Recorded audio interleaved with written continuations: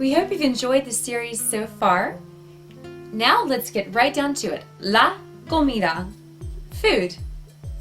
As your mesera, I would ask, ¿Quiere algo para empezar? ¿Quiere algo para empezar? Empezar means to begin. So would you like something to begin? And in that case, of course, I'm referring to appetizers, a salad, a soup. So let's talk about those kinds of things. First of all, appetizer, aperitivo. Aperitivo, or aperitivos in the plural form. Sometimes you'll also see antojitos. Antojitos. Otra vez, antojitos. Bueno. So they can consist of sopa, sopa, ensalada, ensalada, nachos, and all kinds of yummy appetizers. Should I try this again? ¿Cómo se dice? Ensalada. Y esta. Sopa. Y estos. Los nachos. Muy bien. So, you could tell me, me gustaría, I would like, me gustaría, or prefiero, you've already learned that one, prefiero.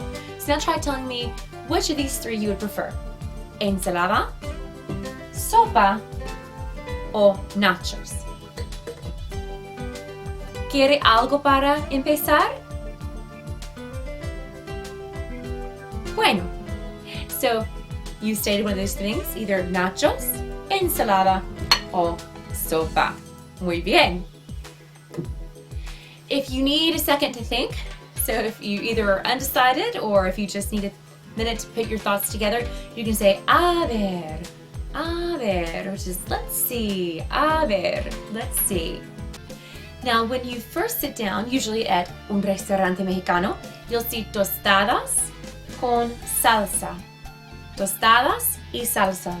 You might hear them called tortillas, tostadas, Doritos, or just chips. But this is always salsa.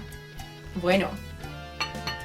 And some people like to have guacamole as well. And some like crema agria. Crema agria. Now this is sometimes just called crema, especially if you're in a situation where it's not going to be confused with coffee creamer. So try crema, guacamole, salsa, y mi favorito, pico de gallo. Pico de gallo. If you've never had this before, it's a chunky mix. It's not as runny as salsa. It's very chunky with onions, tomatoes, and peppers, and cilantro. And the name of it means beak of rooster. And it doesn't have any rooster beak in it. It's just that it's speckled like the beak of a rooster. So they call it pico de gallo. Try that. Pico de gallo. Bueno. Now if I were to ask you, ¿cuál prefiere? Which do you prefer? ¿Cuál prefiere? Guacamole o crema agria? Now respond. Prefiero. And most people say crema agria, although mi favorito es guacamole. ¿Cuál prefiere? ¿Cuál prefiere? ¿La salsa o pico de gallo? ¿Salsa o pico de gallo? Muy bien. A la orden. I'll bring it right to you. Bueno, when you are ordering your main meal, a lot of times Mexican dishes will have the same ingredients except for the meat. So you can have fajitas de carne o de pollo o de camarones. So those are the three main types of meat, but you can have your main entree and then choose what kind of meat you'd like to have in it. So if you wanted this, if you wanted whatever it was, say it's un burrito, un taco, or fajitas, and you want it to have shrimp, you would say de camarones, camarones. Or pollo, pollo. Or carne. Carne is just a very generic term for red meat. In most cases, it's beef, ground beef, or strips of beef. Bueno, otra vez. Carne. Y ahora, pollo. Y aquí tengo camarones. Camarones. Muy bien. Y el ingrediente más importante, en mi opinión, es el queso. El queso. Queso. Muy bien. Some typical postres at the end of the meal would be flan, el flan, or flan de caramelo. And it's a custard dish served in most Spanish-speaking countries, including Mexico. You might have una sopapilla, mi favorita, or churros, tal vez, churros, or helado, helado. Now you tell me what you see pictured. Churros, muy bien. Y ahora, sopapilla, sopapilla. And now, helado, helado.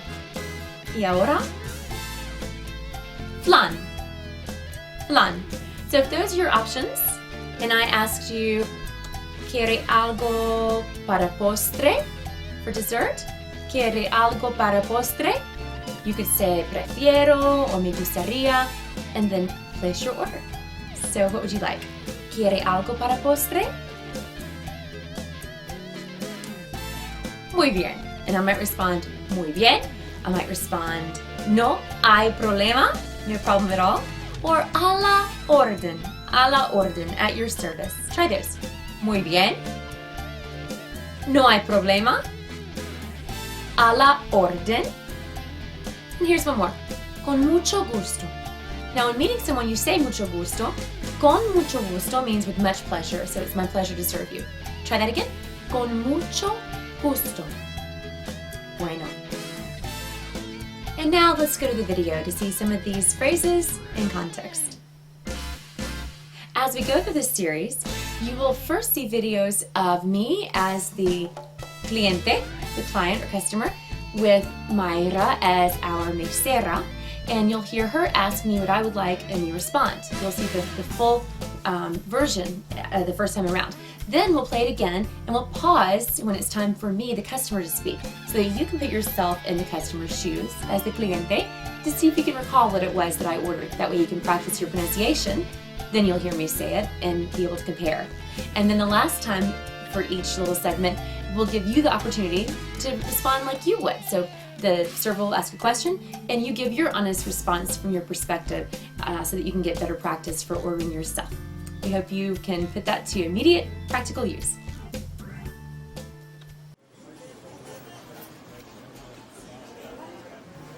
Aquí tengo sus tostadas y su salsa para usted.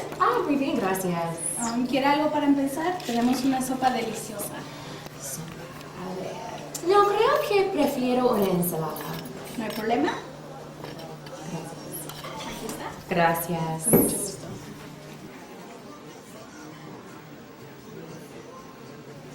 Aquí tengo sus tostadas y su salsa para usted. Muy bien, gracias. ¿Quiere algo para empezar? Tenemos una sopa deliciosa.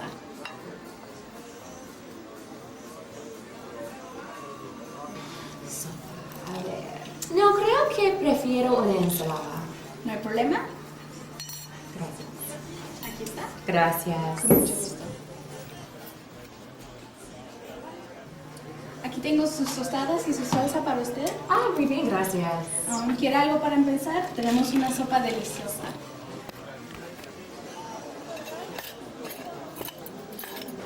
Muy bien, gracias.